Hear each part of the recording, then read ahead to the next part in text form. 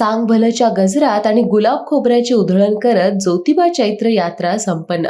चांगभलच्या गजरात गुलाब खोबऱ्याची उधळण करत आणि हलकीच्या तालावर सासन काठ्या नाचवत आज ज्योतिबाची चैत्र यात्रा पार पडली. आजच्या यात्रेसाठी ज्योतिबा डोंगरावर साधारणपणे 8 ते 10 लाख भाविक उपस्थित होते. यात्रा सुरळीत पार पडावी म्हणून जिल्हा प्रशासनाने कडक उपाययोजना केल्या होत्या.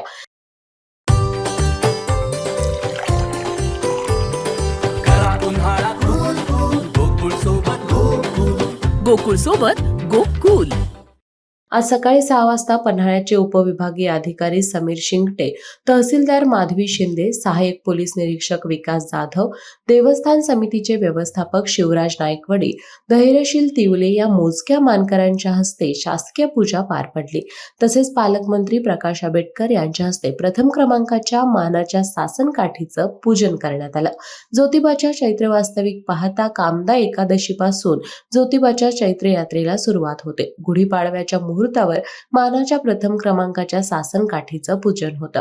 दरम्यान यात्रा सुरळीत पार पडावी म्हणून जिल्हा प्रशासनाने चोख बंदोबस्त ठेवला होता. आज पहाटेपासून मंदिरात भाविकांनी दर्शनासाठी गर्दी केली होती.